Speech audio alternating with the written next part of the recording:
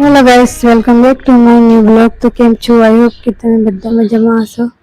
જે આજ તો સવારનું છે ને બધું કામ પતી ગયું છે, કેમ કે કચરો એ બધું કાઢી નાખ્યું છે, નાસ્તો પણ કરી લીધો છે અને નીચેથી પણ બધું જ કામ પતી ગયું છે. તો અત્યારે જો નાહી પણ લીધું છે આજે તો, કેમ કે આજે જવાનું છે કે બહાર તો નથી જવાનું, ગામમાં જ જવાનું છે, પણ બહાર જવાનું છે એટલા માટે જોઈએ બધું કામ પતી ગયું છે. પોતું કરવાનું મારું બાકી હતું, પોતું હું કરી રહી છું અને વિરાટના પપ્પા પણ નાહીને દીવાબત્તી બધું કરી લીધું છે.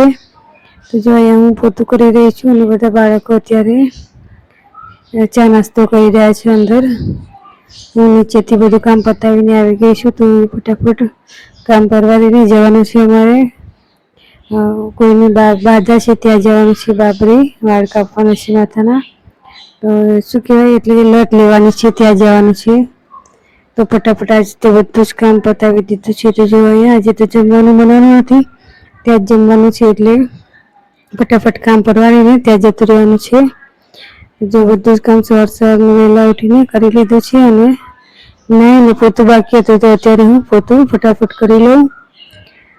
તો જો વિરાટના પપ્પા હવે આનંદ જવાની તૈયારી કરી રહ્યા છે. તો એ આનંદ જઈને આવશે, પછી ત્યાં આવશે, ત્યાં સુધી અમે ત્યાં જતા રહીશું. ચાલો અહીંયા હું ફટાફટ પોતું ને બધું કરી લઉં. અનુષ્કા પણ જો નાઈધોઈને રેડી થઈ ગઈ છે ને બેસી ગઈ છે અને વિરાટના પપ્પા પણ જઈ રહ્યા છે આનંદ.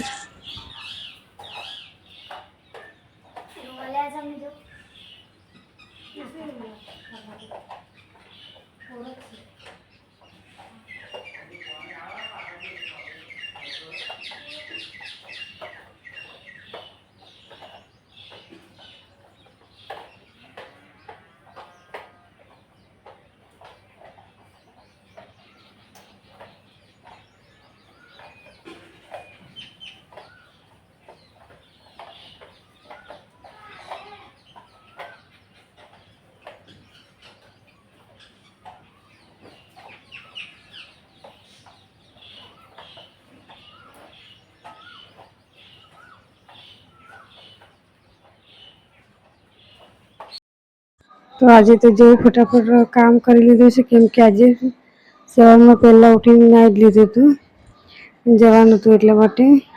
તો પછી રોજ તો કેવું કે બેસનું બધું કામ કરવાનું હોય, એટલે એવું થાય કે બધું કામ પતાવીને જ નહીં એમ. તો આજે તમે નાહીને પછી બધું કામ કર્યું હતું અને રોજ એવું ના ફાવે કે બધું કામ પતી જાય પછી શાંતિથી નીશું, કેમ કે પછી ભેંસનું કામ કરવા જઈએ ને એટલે કપડાંને બધું બગડે, એટલે પછી ભેંસનું કામ કરી લઈને પછી જેવું તો નાવું છેલ્લે. તો પછી થોડું મોડું થઈ જાય નાવામાં એમ, પણ આજે થોડું વહેલું નાહી લીધું, જવાનું હતું એટલા માટે. તો જો એ વિરાટના પપ્પા જઈ રહ્યા છે અને બે હું જઈશ કિચનમાં. તો કિચનમાં જો બધા જ વાસણ જે નાસ્તાના છે બધા લઈને હું ઘસવા માટે જતી રહીશ. તો અહીંયા બધા જ વાસણ એક સ્ટેન્ડમાં ભેગા કરી લઈશ અને પછી સરસ રીતે રસોડું સાફ કરીને પાણીને બધું ભરી લઈશ. અને પછી વાસણ બાકી છે, કપડાં તો મેં ધોવા માટે નાખી દીધા છે, તો વાસણ એવું બધું બાકી છે. રસોડું પાણી ભરીને પછી વાસણ ઘસવા જઈશ.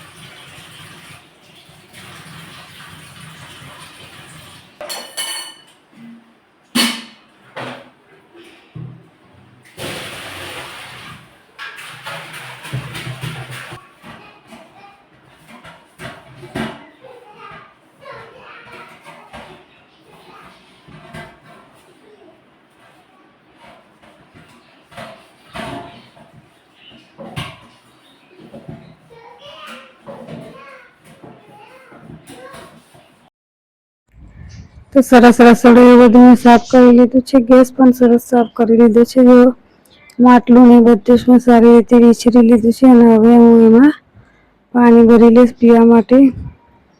તો પાણી ભરીને પછી જઈશ વાસણ ઘસવા માટે. તો વાસણનું જે કામ છે બધું પતાવીને પછી જ તૈયાર થઈશ જવા માટે. તો વાસણ એટલે જ બાકી છે, બાકી બધું જ કામ પતી ગયું છે. બાળકોને પણ રેડી કરી દીધા છે. જેને આવું હોય તેને, નજીક જ છે એટલે કોઈ આવે કોઈ ના આવે એવું. તો જેને આવશે તેને રેડી કરી દઈશ. તો જો અહીંયા પાણી ભરી લીધું છે અને પછી હું આવી ગઈ હતી વાસણ ઘસવા માટે. તો કપડાં પણ નાખી દીધા છે ધોવા માટે અને આ બધા વાસણ ફટાફટ ઘસી લઈશ.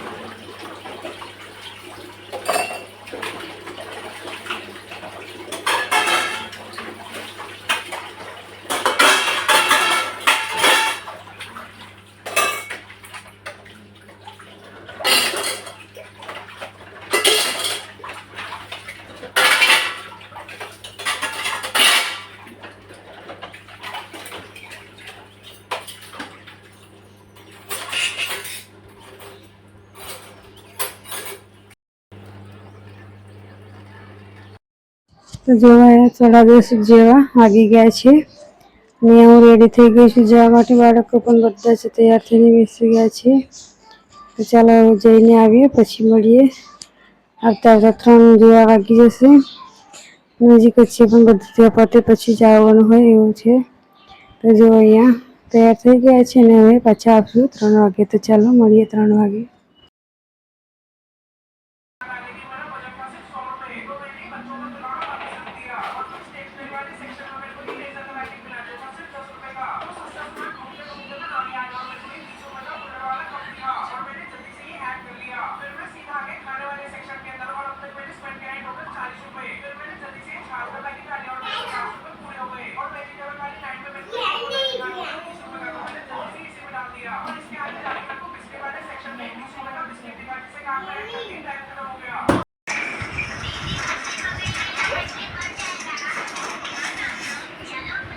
બધા તૈયાર થઈને બેસી ગયા છે. જો હવે જવાની વાટ જોઈ રહ્યા છે કે ક્યારે જઈએ.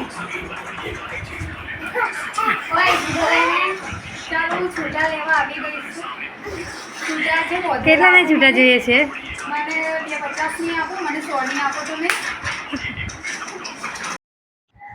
તો અહીંયા જો 7 વાગી ગયા છે અને સાંજનું જમવાનું બનાવવાનો ટાઈમ થઈ ગયો છે.